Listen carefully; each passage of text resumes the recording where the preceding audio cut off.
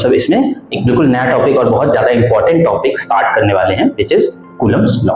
ठीक है, तो Coulomb's law of electromagnetism basically ये एक तरीके का मानिए एक्सपेरिमेंटल लॉ है ना। हम एक्सपेरिमेंटल लॉ क्यों बोलते हैं, क्योंकि ये जो लॉ है वो एक्सपेरिमेंट के थ्रू एग्जिस्टेंस में आया है ना।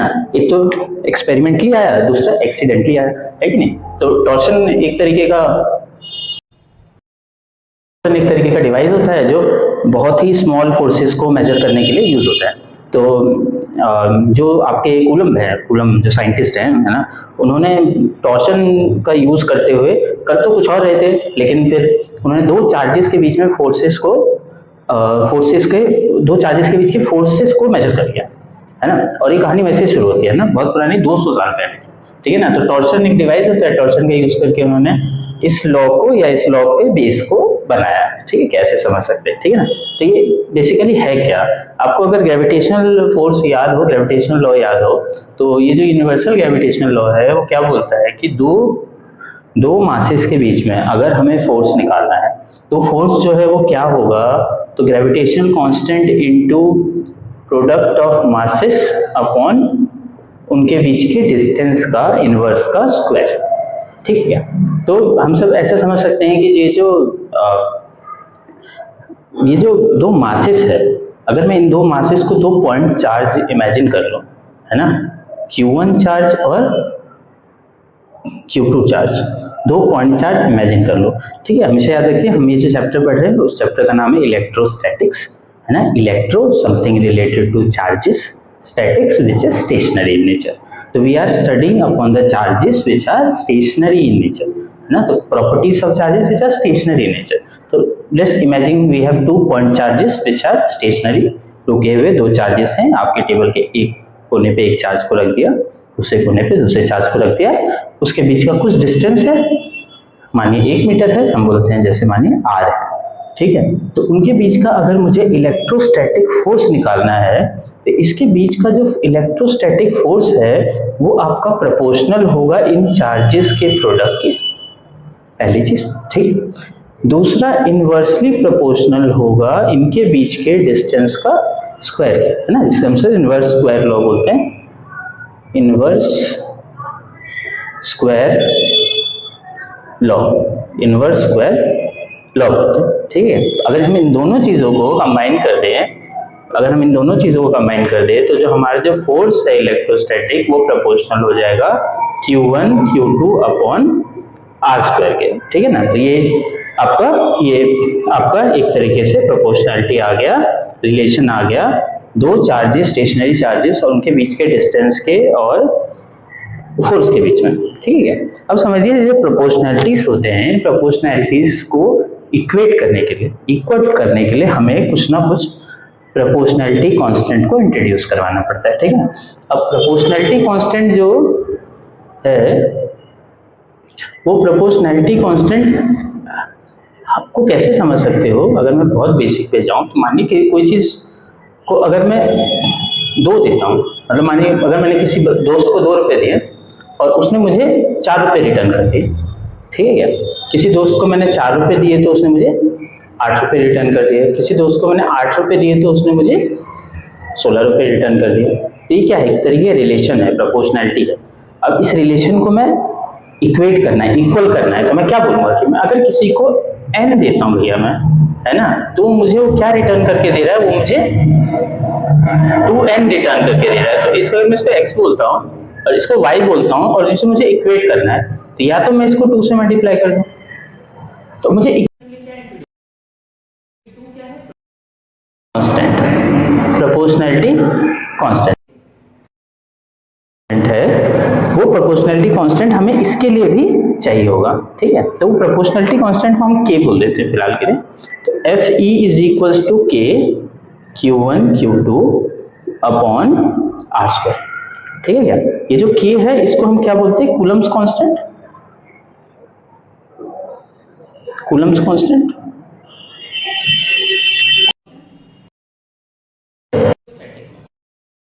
दोनों में से कूलम्स कांस्टेंट बोलिए या इलेक्ट्रोस्टैटिक कांस्टेंट बोलिए। ठीक है, देखिए ठीक है ना, इस k की वैल्यू क्या होती है जी, तो इस k की वैल्यू जो होती है आपकी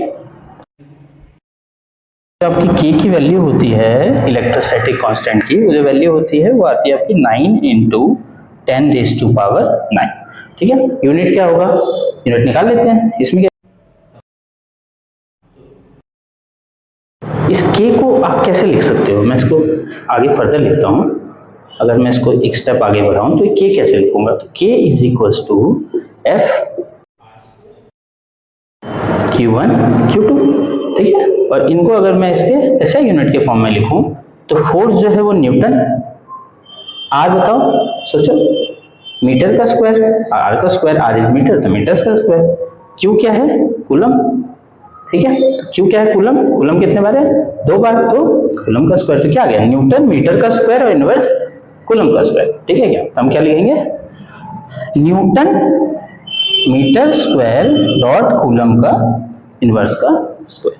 ठीक है, तो ये इसका यूनिट हो गया। तो हमारा जो ये वैल्यू है, ये वैल्यू इंपॉर्टेंट है, आप याद रखेंगे। ठीक है क्या, चलो तो इसको आप कर लेना। Of epsilon not. ठीक है, अब ये एप्सिलॉन नॉट है क्या, उससे पहले कुछ देखो, हमने अभी पढ़ा कि जो फोर्स है वो फोर्स की वैल्यू क्या है, इलेक्ट्रोस्टैटिक फोर्स की वैल्यू क्या है, तो के Q1 Q2 upon are square. ठीक है, तो इसमें हमें अभी क्या पढ़ना है, इस के को अच्छे से थोड़ा कवर कर लेना है। ठीक है ना, शॉर्ट क्वेश्चंस आ जाते हैं इसलिए हम इसको कवर कर लेते हैं। अब देखो जो के है, इस के की वैल्यू तो हमने देख ली 9 × 10⁹9। ठीक है, अच्छा तो इस के की वैल्यू कैसे निकालेंगे, 1/4 पाई एप्सिलॉन नॉट के यूज से। ठीक है ना, इसके की वैल्यू निकालेंगे। अभी सोच के देखो कि इसकी वैल्यू तो मुझे पता है, इसकी वैल्यू मुझे पता है, तो ये है 9 × 10⁹9। ठीक है, इज इक्वल्स टू 1/4 की वैल्यू 4 और पाई की वैल्यू 22/7। ठीक है, अब क्या बच गया, एप्सिलॉन नॉट। तो एप्सिलॉन नॉट की वैल्यू निकाल सकता हूँ। ठीक है ना, तो ये एप्सिलॉन नॉट की वैल्यू जो है वो आ जाएगी आपकी 7/4 × 22 × 9 × 10⁹9। तो सॉल्व करने के बाद लगभग आ जाती है आपकी 8.85 × 10⁻⁻12। ठीक है, अब इसका यूनिट क्या होगा, है ना, यूनिट आप निकाल सकते हैं, ऐसा कुछ नहीं, यूनिट क्या हो जाएगा, कूलम स्क्वायर न्यूटन इनवर्स और मीटर -2 का इनवर्स। ठीक है, तो ये आपका यूनिट हो जाएगा। यूनिट कैसे निकाला, अगर हम इसे करना चाहे तो इजी है, इस पार्ट से कर लेते हैं इसको। तो मुझे एप्सिलॉन नॉट की वैल्यू चाहिए, तो 1/4 पाई और के इधर आ जाएगा, तो कांस्टेंट इधर आ जाएगा, इलेक्ट्रोस्टैटिक कांस्टेंट। इलेक्ट्रोस्टैटिक, अच्छा ये तो कांस्टेंट है तो इसका तो कोई वैल्यू होगा नहीं, कोई यूनिट नहीं होगा, लेकिन इस के का यूनिट हमने पढ़ा हुआ है। क्या यूनिट पढ़ा हुआ है इसका, तो हमने पढ़ा हुआ है न्यूटन, उसके बाद मीटर स्क्वायर और उसके बाद कूलम का इनवर्स का स्क्वायर पढ़ा हुआ है हमने। अच्छा, ये एप्सिलॉन नॉट की वैल्यू क्या हो जाएगी, इसका इनवर्स हो जाएगी। इसका इनवर्स होने का मतलब क्या हुआ, ये ऊपर चला जाएगा, तो जो माइनस में प्लस में चला जाएगा और जो प्लस में है वो माइनस में चला आएगा। तो ये एप्सिलॉन नॉट का जो यूनिट है वो आपका दिखने लगेगा ऐसा। ठीक है ना, जिसको हमने यहाँ पे यूज किया है। क्लियर है क्या, ठीक। अच्छा, ये जो एप्सिलॉन नॉट है होता क्या है, तो ये आपका परमिटिविटी है। ठीक है ना, एप्सिलॉन नॉट किसको बोलते हैं, परमिटिविटी। परमिटिविटी क्या है, परमिटिविटी बेसिकली होती क्या है, तो थोड़ा समझो कि ये परमिटिविटी किसी भी एक मटेरियल का प्रॉपर्टी है, जो प्रॉपर्टी इलेक्ट्रोस्टैटिक फोर्स के एक्सटेंट को अलाउ करती है ना। जैसे आप सोच के देखो या समझो एक एग्जांपल के थ्रू कि अगर मैं किसी चार्ज को, किसी क्यू चार्ज को, ठीक है, अपने टेबल के ऊपर रख लेता हूँ, दो चार्जेस को टेबल के ऊपर रख लेता हूँ, दोनों सिमिलर चार्जेस है, सेम वैल्यू के चार्जेस है या अलग भी है, ठीक है, उनके बीच में डिस्टेंस सेम है, वो आर है, ठीक है, इनके बीच में मैं कुछ फोर्स निकालता हूँ, तो फोर्स की वैल्यू कुछ आ गई एक्स न्यूटन, मान लीजिए ऐसा कुछ फोर्स आ गया, तो मैंने ये फॉर्मूला लगाया है ना, और एक्स न्यूटन फोर्स आ गया मेरा, ठीक है। अब इसी उस बकेट में पानी भर दिया और उसमें मैंने इस चार्ज को फिर से डाल दिया एट सेम डिस्टेंस आर, ठीक है, सेम डिस्टेंस पे डाल दिया। तो अब मैं क्या नोटिस करूंगा कि जो फोर्स है ना, इस फोर्स की वैल्यू ड्रास्टिकली रिड्यूस हो जाएगी, ठीक है, कितनी रिड्यूस हो जाएगी? तो अप्रोक्सीमेटली 80 टाइम्स रिड्यूस हो जाएगी। ठीक है, तो बीच बीच में थोड़ा वीडियो मैंने बार बार बताया, मैं थोड़ा सा कट होगा ताकि मैं रब कर सकूं, है ना, मैं नहीं चाहता आपका टाइम वेस्ट हो। ओके, तो हमने अभी देखा कि परमिटिविटी क्या होती है, it is property of a medium, medium की प्रॉपर्टी है which decide force of attraction between two point charges. ठीक है ना, तो किसी मीडियम का परमिटिविटी उसका प्रॉपर्टी है जो उस मीडियम के बीच में उन चार्जेस के बीच के फोर्सेस को या उस फोर्सेस के क्वांटिटी को डिटरमाइन करेगा। ओके, तो जैसे मैंने आपको बोला कि अगर मैं एयर में दो चार्जेस को फोर्सेस को नाप लूं, है ना, कुछ फोर्स आ जाए x, है ना, मानो आ गया आपके पास 80 न्यूटन फोर्स आ गया। ठीक है, तो अगर उसी चार्जेस को सेम डिस्टेंस पे मैं वाटर के अंदर डाल दूंगा तो वो जो 80 न्यूटन है वो घट के 1 न्यूटन हो जाएगा। तो क्या इसका मतलब क्या हुआ कि ये जो चार्जेस है, जब किसी भी जैसे Q चार्ज है और वो चार्ज जब वाटर के अंदर जाएगा तो ये जो वाटर के मॉलिक्यूल्स है ना, ये वाटर के जो मॉलिक्यूल्स हैं, ये वाटर के मॉलिक्यूल्स इस चार्ज को क्या कर देंगे? पोलराइज कर देते हैं। इस चार्ज को क्या कर देंगे? सारे के सारे पोलराइज कर देंगे। पोलराइज कर देंगे, पोलराइज करने का मतलब है कि उसके जो उसका इलेक्ट्रिकल फोर्सेस है ना, उन फोर्सेस को वो अफेक्ट करने लग जाएंगे, है ना, उन पे उनका भी अफेक्ट होने लग जाएगा, जिसकी वजह से ये चार्ज जो सामने वाले चार्ज पे फोर्स लगाने वाला था फिर वो फोर्स वो नहीं लगा पाएगा। क्लियर है क्या? अच्छा, इससे अभी हमें क्या करना है? अभी हमें रिलेटिविटी या एक परमिटिविटी, ठीक है, ये जो एप्सिलॉन नॉट है परमिटिविटी ऑफ वैक्यूम बोलते हैं इसको, परमिटिविटी ऑफ वैक्यूम, कि भैया वैक्यूम के अंदर कितना फोर्स ऑफ अट्रैक्शन लगाएगा, है ना, वैक्यूम का कितना उसका मीडियम की प्रॉपर्टी क्या है कि नहीं। अच्छा, तो अब एप्सिलॉन नॉट तो हो गया, पर क्या एक ही मीडियम है वैक्यूम? तो नहीं, बहुत सारे मीडियम है। तो चार्जेस हम क्या हमेशा वैक्यूम में ही एक्सपेरिमेंट्स करते हैं? नहीं करते हैं जी, तो हम एयर में करते हैं जी, हम वाटर में कर सकते हैं जी, है ना, और क्या दूसरे मीडियम में कर सकते हैं। तो क्या सबकी परमिटिविटी डिफरेंट होती है, ठीक है ना। तो यहाँ पे एक टर्म आता है रिलेटिव परमिटिविटी का, ठीक है। तो रिलेटिव परमिटिविटी क्या होता है? तो रिलेटिव परमिटिविटी आपका बेसिकली एक तरीके का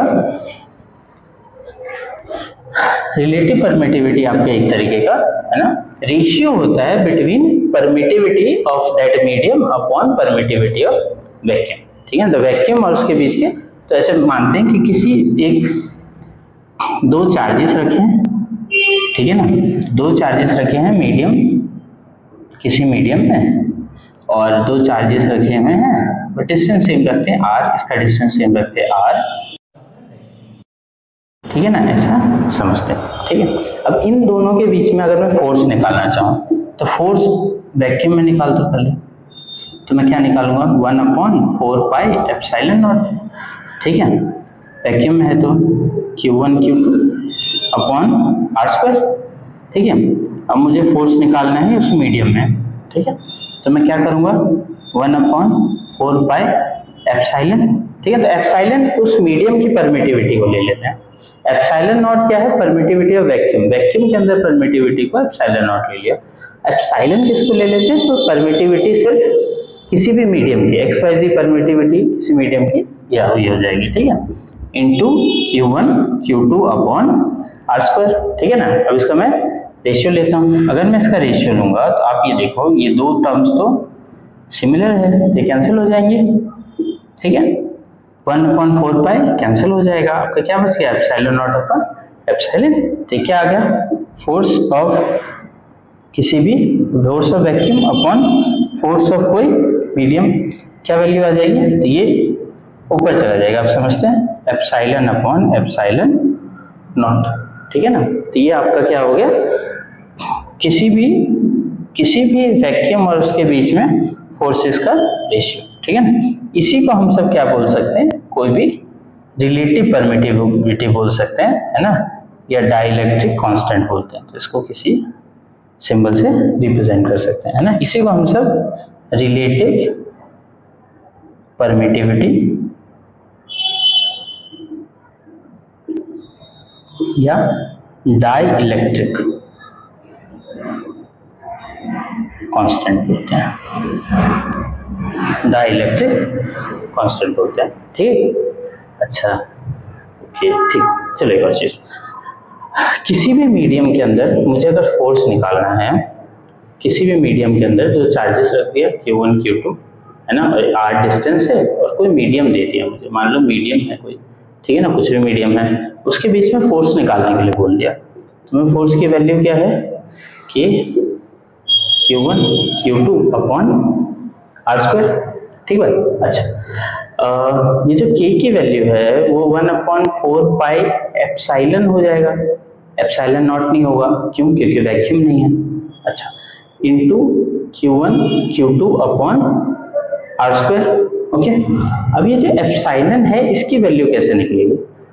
ठीक है, तो ये जो एप्सिलॉन है हमने देखा, ये जो एप्सिलॉन है वो आपके ये k इंटू एप्सिलॉन नॉट हो सकता है, तो 1/4 pi dielectric constant into epsilon not into Q1 Q2 upon are square, ये हो सकता है उस फोर्स की वैल्यू। ठीक है, अच्छा 1/4 पाई एप्सिलॉन नॉट, ये वाला टर्म, ये वाला जो टर्म है, ये टर्म की वैल्यू क्या है के, ठीक है क्या, ये अभी वो है ये हमारा इस वैल्यू के है ना, इसको मैंने कोई सिंबल दिया था, ठीक है, नाम इसको इस सिंबल से रख देते हैं। ठीक है, तो इसकी वैल्यू हमने जब हम इलेक्ट्रोस्टैटिक फोर्स को डिफाइन कर रहे थे तब हमने इसकी वैल्यू के मानी थी, याद है, तो F इज इक्वल्स टू के Q1 Q2 अपॉन, ये F किसी मीडियम का, अपॉन डाइलेक्ट्रिक कांस्टेंट। ठीक है, अच्छा ये जो ये है कि Q1 Q2 upon are square, ये बताओ किसकी वैल्यू थी? तो ये फोर्स की वैल्यू थी वैक्यूम में। ठीक है, तो ये क्या आ गया तुम्हारा, फोर्स की वैल्यू वैक्यूम में, यानी फोर्स की वैल्यू मीडियम में इज इक्वल्स टू फोर्स की वैल्यू वैक्यूम में अपॉन डाइलेक्ट्रिक कांस्टेंट। ठीक है, इसको इधर भेज दो, इसको उधर भेज दो, इसको दोबारा करते हैं, तो dielectric constant is equals to क्या हो जाएगा, force in vacuum upon force in medium. ठीक है, इस चीज को इस तरीके से भी अपन लिख सकते हैं, उस तरीके से भी लिख सकते हैं। ठीक है ना, तो ये हमारा वैल्यू देखिए सेम आया, डाइलेक्ट्रिक कांस्टेंट क्या है, E upon epsilon F B upon M R. Clear है क्या? हम दोनों तरीके से इसको डिफाइन कर सकते हैं। मैं क्यों कर रहा हूँ दोनों तरीके से, रीजन है कि कोई भी स्टेप कहीं पर भी एमसीक्यू में देके कुछ पूछ लिया, ठीक है, या फिर क्वेश्चन में देके पूछ लिया, बोलेगा ये प्रूफ करके दिखाओ, ठीक है, कोई ऐसा सिनेरियो दे देगा आपको, तो आप उस टाइम क्या करेंगे, तो आपको चीज़ें पता होनी चाहिए बेसिकली, ठीक है, कि हम सब कैसे करते हैं। तो आप इससे एक और चीज़ अंदाज़ा लगाओ, ये जो ई अपॉन एप्सिलॉन नॉट है ना, ठीक है ना, इसके बारे में एक चीज़ और समझो, जब ये हम रेशियो लेंगे तो आप अब सोच के बताओ, ये दोनों जब बराबर होंगे तो वैल्यू 1 आएगी। क्लियर है? ये जब बड़ा होगा, एप्सिलॉन नॉट जब बड़ा होगा तो ये जो वैल्यू है ये 1 से ज़्यादा छोटी आएगी। ये जब छोटा होगा यानी ये बड़ा होगा तो इसकी वैल्यू 1 से ज़्यादा आएगी। इससे आप चीज़ ये चीज़ समझो कि डाई इलेक्ट्रिक कॉन्स्टेंट जो है उसकी वैल्यू जब 1 से ज़्यादा आती है तो इसका मतलब उसका परमिटिविटी ज़्यादा है, ठीक है ना, और परमिटिविटी या डाई इलेक्ट्रिक कॉन्स्टेंट ज़्यादा है, और डाई इलेक्ट्रिक कॉन्स्टेंट ज़्यादा होने का मतलब होता है कि फोर्स जो है वो आपका कम हो जाता है। क्लियर है क्या? तो आपका डाई इलेक्ट्रिक कॉन्स्टेंट जितना ज़्यादा है फोर्स की वैल्यू उतनी ज़्यादा कम होती जाएगी। ठीक है क्या? तो तीसरी चीज़ जो मैंने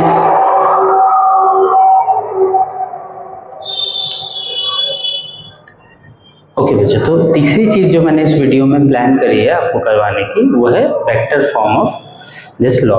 ये लॉ जो है इसका हम वेक्टर फॉर्म कैसे, वेक्टर में कैसे रिप्रेजेंट कर सकते हैं। तो जिनको भी याद है, वेक्टर्स वैसे क्वांटिटीज होते हैं जिन क्वांटिटीज के पास मैग्नीट्यूड के साथ डायरेक्शन भी होता है रिप्रेजेंट करने के लिए। ओके, सो अगर मानिए कि 2 पॉइंट चार्जेस है जिनके बीच में डिस्टेंस है r, तो मैं उसका फोर्स को कैसे रिप्रेजेंट कर सकता हूँ? तो फोर्स को रिप्रेजेंट कर सकता हूँ कि Q1 Q2 अपॉन r का स्क्वायर। ठीक है। तो ये मैं इसका क्वांटिटेटिव रिप्रेजेंटेशन है।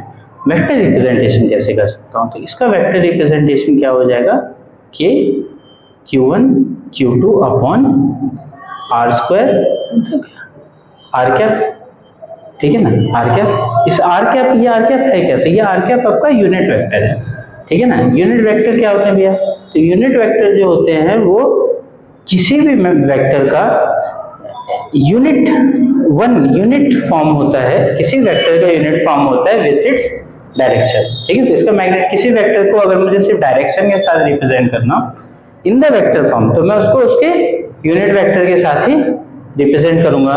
तो इसको मैं फर्दर कैसे लिख सकता हूँ, तो इसको मैं फर्दर लिख सकता हूँ कि Q1 Q2 upon R cube और आर वेक्टर, ठीक है। तो ये इसका वेक्टर रिप्रेजेंटेशन है किसी भी फोर्स का, ठीक है। इसको थोड़ा और अच्छे से समझ लेते हैं। तो मानिए कि ये दो चार्ज तो है ना, तो Q1 चार्ज है और Q2 चार्ज है। अच्छा, तो ये जो Q1 चार्ज है ये Q2 चार्ज की तरफ फोर्स लगाएगा, ठीक है ना। तो जब हम वेक्टर करते हैं तो आपको याद होगा हेड और टेल रिप्रेजेंटेशन होता है, हेड टू। तो टेल जो है वेक्टर का वो उस तरफ रहेगा जो चार्ज किसी चीज पे फोर्स लगा रही है, ठीक है ना। तो tail is towards the charge, उस चार्ज की तरफ रहेगा, तो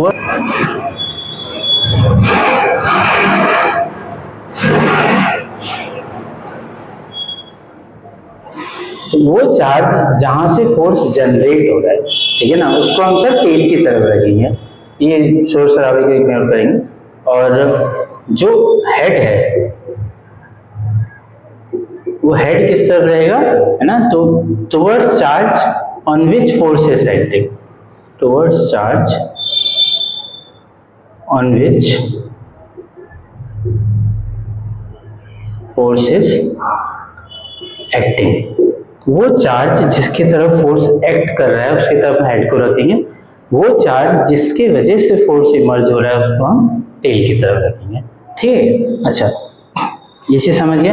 तो वेक्टर फॉर्म आर को आर कैप के फॉर्म में दिखा सकते हैं, जिसको फर्दर आर वेक्टर क्यू के फॉर्म में रिप्रेजेंट कर सकते हैं, ठीक है। अच्छा, और चीज समझिए कि अगर ये चार्ज है Q और ये चार्ज है Q1 Q2, ये दोनों मैग्नीट्यूड वाइज सेम है पर इनका डायरेक्शन अलग है, नेगेटिव है। मतलब ये पॉजिटिव चार्ज है और ये नेगेटिव चार्ज है, तो इसका डायरेक्शन किस तरफ होगा, तो ये जो फोर्स है इसके फोर्स का डायरेक्शन जो है वो अगर इस तरफ है, मानिए इसके फोर्स का डायरेक्शन अगर इस तरफ है, ठीक है ना, इसकी तरफ है, तो इसका फोर्स का डायरेक्शन नेगेटिव होगा, इसके ऑपोजिट होगा। ये अगर ये पॉजिटिव होता तो इसका भी इस तरफ होता, लेकिन नेगेटिव है तो इसके ऑपोजिट होगा, इसका ऑपोजिट होगा, ठीक है।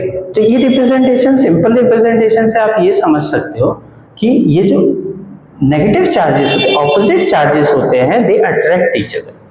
समझे, बचपन में पढ़ा कि opposite charges attract and same charges repel. Condition ये था। तो फोर्स इसका जो भी होगा, जैसे कि Q1 Q2 upon R Q, तो इसका जो वैल्यू होगा आपका 1 से 2, नेगेटिव के Q1 Q2 upon R cube R vector के फॉर्म में रहेगा, ठीक है। ओके, तो आज हमने 3-4 चीजें एक साथ कवर करी, काफी चीजें कवर करी। Coulomb's law, experimental nature of Coulomb's law. दूसरी चीज कि हमने परमिटिविटी समझा, परमिटिविटी वैक्यूम में क्या होता है, परमिटिविटी ऑफ फ्री स्पेस जैसे कहते हैं, और परमिटिविटी किसी मीडियम का क्या होगा। उसके अलावा डाइलेक्ट्रिक कांस्टेंट क्या होता है जी, ठीक है, तो रेशियो होता है। परमिटिविटी क्या होता है, तो किसी मीडियम का प्रॉपर्टी होता है कि कितना ज्यादा फोर्स कोई भी दूसरे चार्ज के ऊपर अप्लाई कर सकता है। Last we did vector form of, ठीक है, vector form of Coulomb's law, ठीक है। तो ये 3-4 चीजें हमने कवर की। नेक्स्ट वीडियो में हम इन सबसे न्यूमेरिकल्स ट्राई करेंगे करने का, ठीक है। तब तक के लिए रिवाइज करते रहिए, लाइक शेयर सब्सक्राइब, है ना, एंड सपोर्ट। Thank you.